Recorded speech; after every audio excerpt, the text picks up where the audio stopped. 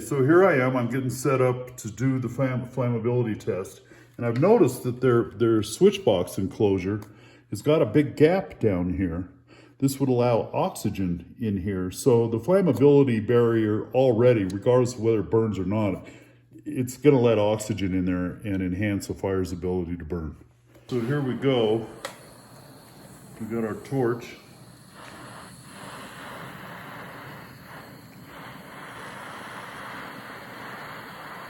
Take it away.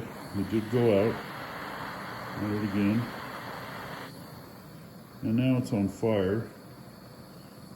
It's burning, burning, burning.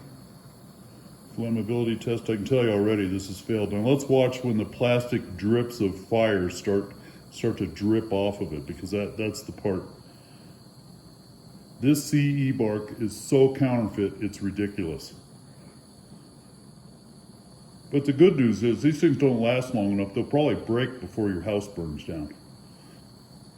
Okay, here it comes, it's on fire.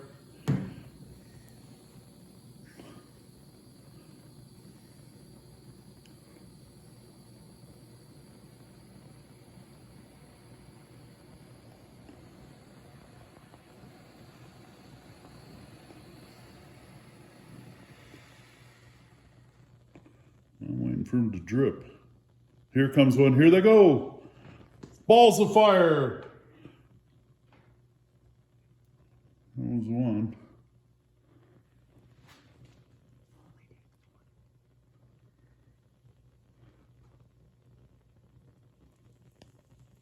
Can you see the CE mark anymore? Oh no, we burned the CE mark right off of it. Okay, so let's go ahead and extinguish this. Oh wait, we got one more ball of fire gonna come. Here it comes. I guess it isn't, but we are starting to get a hole in the unit now, so it's time to blow this thing out.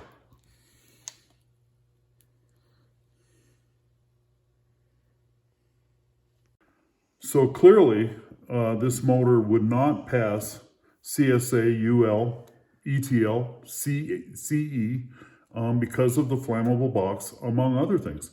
And even if it didn't put a counterfeit mark on, it's not a safe product because of the flammable box. So with counterfeit electrical markings, or no markings at all, this unit will not pass an electrical inspection in a commercial grow room. In addition, do you think this unit carries any product liability insurance? It's from China. So the first thing I want to test is to make sure that the unit actually has a ground circuit. That's important for safety. And you would need one to have a CE, UL, CSA, ETL, whatever. So this is a multimeter. I've got it set on ohms of resistance. That's how you measure continuity.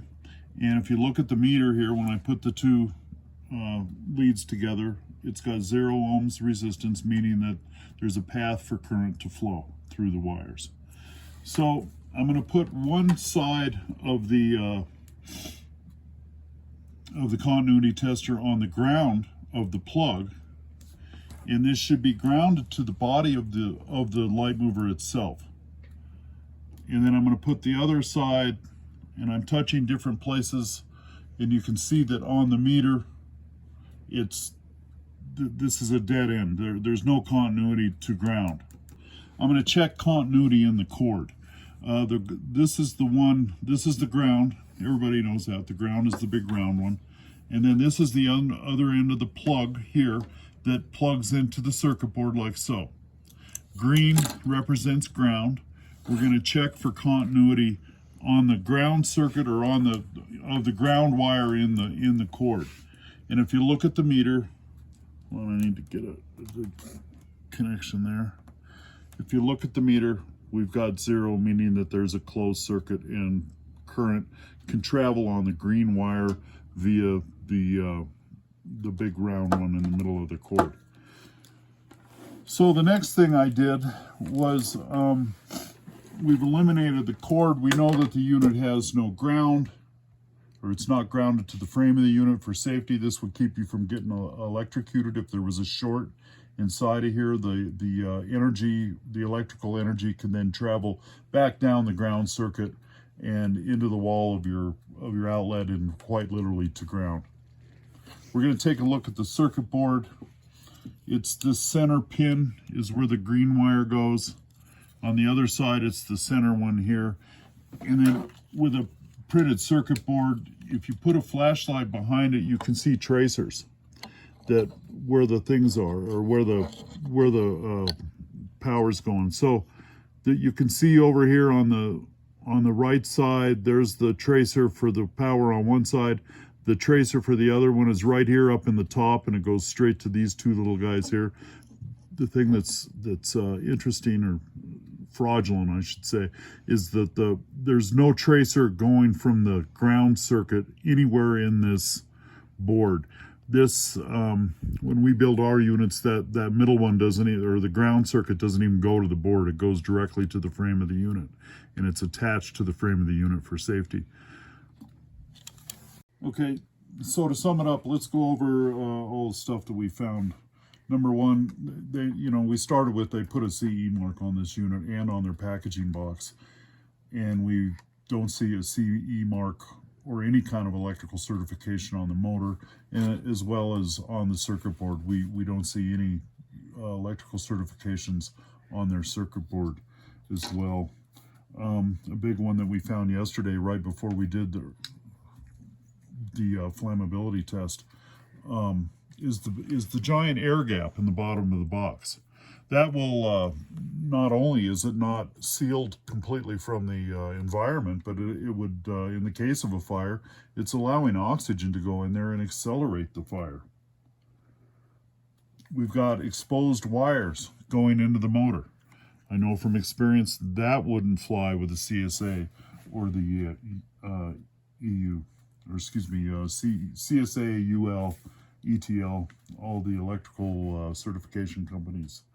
The grounding circuit that we found with our meter, and then further we looked and we found that the peg is a dead end. It goes to nowhere when it should go to the frame of the motor to protect the consumer from electrocution. Even more so, that what I find really dangerous, or not dangerous, but just so fraudulent, is that they have, why not put a 2-plug prong on this if you're not going to ground it? Instead, they want to represent that the unit is grounded, instilling confidence in the consumer, and it's just an out-and-out lie. If this product, even if it had no electrical ratings, just all the stuff that we found, make it a real fire hazard and its danger. So in the end, I would say price is what you pay, and value is what you get. And clearly there's not a lot of value in this. All I see is dangerous, flammable, electrocution. Not a good deal.